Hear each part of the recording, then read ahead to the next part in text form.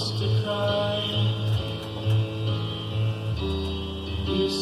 evening, ladies and gentlemen. It's week 13 in the NFL. Welcome to the B.B.I.N studios here in beautiful downtown Red Creek. Outside, the snow is falling again. The Buffalo Bills are 4-8. We are basically out cold. I chose the song I Need You by America because before we get to any sports stuff, we lost a president the other day. George H.W. Bush, our 41st president, died at the age of 94. I have been very fortunate in my life to be alive. I didn't know, but be alive with what I consider to be some great presidents.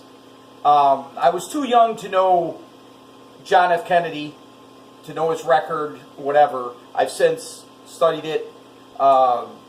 Believe he was a great president. Believe his brother, Bobby Kennedy, would have been a phenomenal president. I believe Ronald Reagan to be one of the greatest presidents this country has ever known.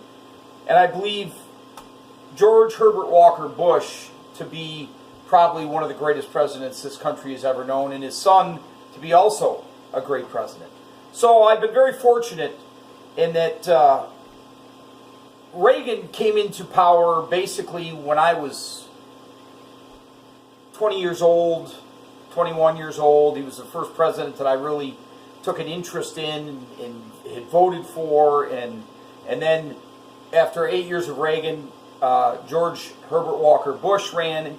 He had been the vice president under Reagan, and he was voted in a landslide. Became a phenomenal president, one that presided over the downfall of Russia, the end of the Cold War, and of course the first Iraqi war. Just a great man, he was from that greatest generation, the same generation as my father. He had served in World War II, was shot down as a pilot. He was the last of that great generation, and it's a sad thing to see these guys that were true leaders of this country going by the wayside. As you all know, I voted for Trump. Trump isn't a pimple on George Herbert Walker Bush's ass. He never will be, or on his sons, or on Ronald Reagan's. He is a completely different type of president. I'm not criticizing his presidency. I'm saying as a person. This guy was not only a great president, he was well liked by both sides of the Senate, the House, the Republicans, the Democrats. They loved this guy. He was a devoted family man, married to his wife for 70 years, devoted to his children. You could see that today during the services. His son, GW, was totally broke up over this situation. I know what he's going through. I know what it's like to have a father that you not only admire, but you want to be like him. And it's tough shoes to fill. And so I just wanted to mention that tonight's show. I think we've lost a true leader, a true American. This song was sung by America, and that's why I chose it.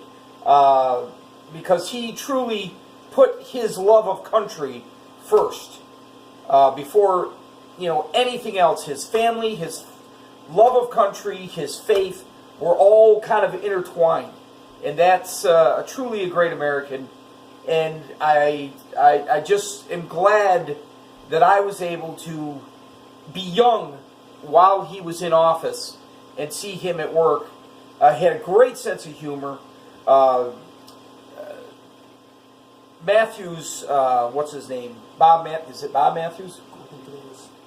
Anyway, he does a show, and he was talking about the fact that early on in George Herbert Walker Bush's presidency, he had gotten invited to the White House for something. I don't remember what it was. And his parents were in town. And he got a hold of the White House and said, look, I really want to come with my wife, but my parents are in town. And George Bush said, bring them. He talks about the fact that when they got there, they were welcomed into the family area of the White House. And this man took his parents on a personal tour of the White House, a tour that Matthew's father said later was one of the greatest days of his life. Treated him like they were somebody important and made them feel like they were special. This is the President of the United States. That's the type of guy he was. So, I just wanted to bring that up. I'm not going to get into it any deeper. It's been a very emotional day for me because it brings back all the thoughts of my father, who was my hero, and I know what they're going through. But I thank God for this man. And I think the world needs to thank God for this man, because during the fall of Russia, during when the Iron Curtain was coming down, during the end of the Cold War, if somebody less level-headed than him would have been in charge, things could have went a lot worse. This was not a guy that wanted to gloat that communism was going down. It wasn't a guy who wanted to make these countries pay for what they'd done. He wasn't like that. And that things could have been different. So that's my little speech for tonight, and I'll end it there. Thanks for listening. Anyway, let's talk about sports and the Buffalo Bills. DJ, it was a close game. It was a heartbreaker. It was a heartbreaker. We went to Miami. It was actually a great game. It was a good game. A great game. It was a typical Miami Bills game. Yeah, it really was. It was a classic. And if we'd have won, it'd have been one for the history books, because Josh Allen, I believe Josh Allen really took about 8 steps forward in this game. I believe that Josh Allen proved to me and a lot of critics out there, he is our quarterback for the future.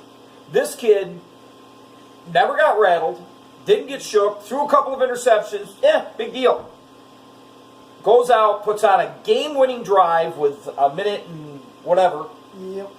Hits Charles Clay in the end zone, and Clay drops the ball. On 4th and 11.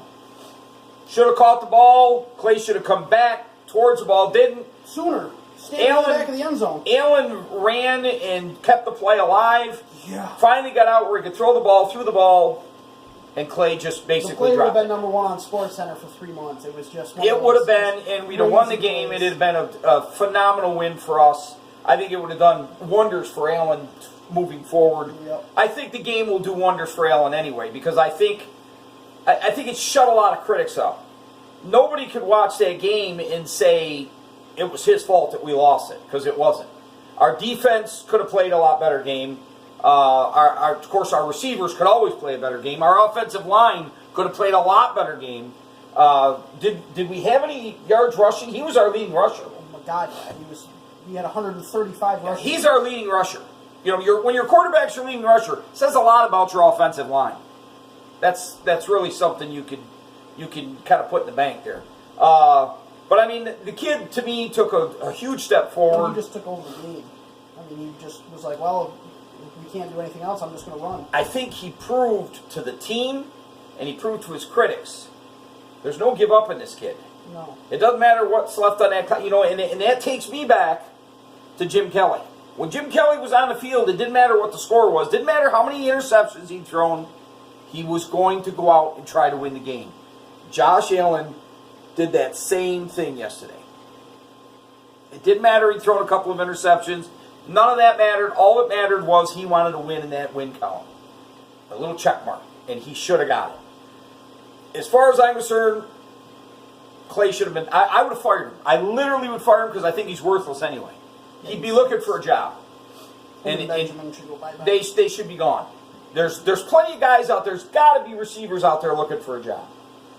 I don't care if there is. They're just wasting space on our team. They suck. They literally are worthless. And I don't even have to do this week, do I? because you know who my touch hole of the week is going to be. It's Clay.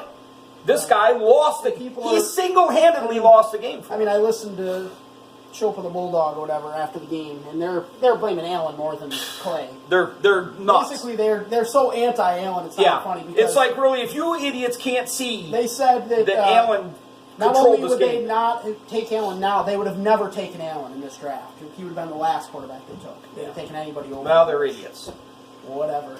Yeah, total idiots. But I agree that, yes, he had a little more time to set his feet, maybe get more on the pass, but he hit him in the hands. He hit him in the hands. It doesn't matter. It was an awkward diving catch backwards, but he hit him in the hands. It shouldn't have been an awkward diving because Clay should have come out of the end zone to help his quarterback. Sooner. When he was running for 20 When he's watching his quarterback run out there, you come back to the ball. He doesn't do that because he's a moron. And poor Dabble, our offensive coordinator, just collapses on the sideline like, you gotta be kidding me. No, because it's a winning drive. It's a winning drive. And when we say when we say Allen kept the play alive, we're talking like 10, 12 seconds. Like, just running in circles in the back. It comes up, it's 4th and 11, and he keeps the play alive that long. And then Clay drops the ball. It to the end zone. Right. And like I say, so...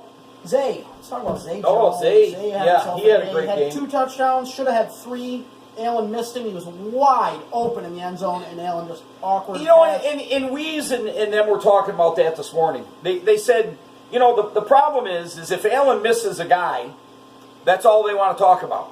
But he says, if you watch Aaron Rodgers, if you watch Tom Brady, they miss guys. It happens. But because they've been in the league so long, nobody pays any attention to it. And but when Allen misses a guy, oh my God, he's not accurate. He's lousy. That was his big problem coming out of college. So they're going to dissect every. Yeah, sorry. Quarterbacks, NFL quarterbacks miss guys. It happens all the time. I've watched it happen tonight. Watching tonight's game, I've watched it happen 3-4 times already. They miss guys, overthrow them, underthrow them, whatever, and it just happens. So you're not gonna blame Allen. Sorry. Deej, why don't you go ahead and either talk more about the game or go around the league or whatever you want to do. All I got. The bright spot was Allen and Zay. Yeah. And I lost the scores, Nick. I don't remember how to use this phone. It's only my favorite. Here we go. All right. Right now we're watching Philly and Washington. Oh, and we've got a video playing here. Nick, fix your phone. Nick, how come there's a naked girl on your phone? Why is that, Nick? I don't understand it. I can't get the sound DJ off. can't get the sound there off. We go. Okay. All right. So Washington and Philly 14-13 Philly. At the half. Adrian Peterson had a 90-yard touchdown run in this game. Right. Colt McCoy is he's the backup quarterback for Washington after Alex Smith got his leg broke. So now Mark Sanchez is in as quarterback. And he's actually played very well. Cowboys beat the Saints Thursday night, 13-10. Yeah, that made me actually vomit. Of the week. Yeah, that actually made me vomit. The Buccaneers beat the Panthers. That made me happy. 24-17. So Carolina falls to 6-6. Yeah, that made me very happy. That's delightful. Another big upset. Giants beat the Bears 30-27. This was a wild game. Yeah, the Giants had a 13-0 lead in this game, blew it. The Bears come back, they tie it up, and then the Giants end up winning in overtime. It was a wild game, it really was. Dolphins beat us 21-17. Jacksonville beat the Colts 6-0. Yeah, that's an exciting game. Texans beat up on Cleveland 29-13. The Cardinals beat the Packers 20-17. And Mike McCarthy gets and I made a blaming Mike McCarthy for the bad season. for the Green Bay Packers not playing well is like blaming me for crapping Nick's pants. I'm sorry. Mike McCarthy's the coach. 9 out of 13 seasons he's taken them to the playoffs, a Super Bowl championship, and they're having a bad season not because of Mike McCarthy, because their players suck. They're not making the plays. It's as simple as that. And they cut him. It's like, I'm sorry, you guys are idiots. I made a remark on Facebook today, just hoping some Packers fans would, but they didn't. They didn't even comment. They didn't even comment. And it was on one of theirs because somebody had shared something about the Packers. And I went in and told them what the idiots they were for getting rid of Mike McCarthy. They never responded. The Rams beat the Lions 30-16. Denver beat Cincinnati 24-10. Of course, Cincinnati, man, they're sinking like the Titanic. Yeah, they suck. Baltimore beat Atlanta 26-16. Titans beat the Jets 26-22. Chiefs beat the Raiders 40-33 in a game that was way closer than I expected.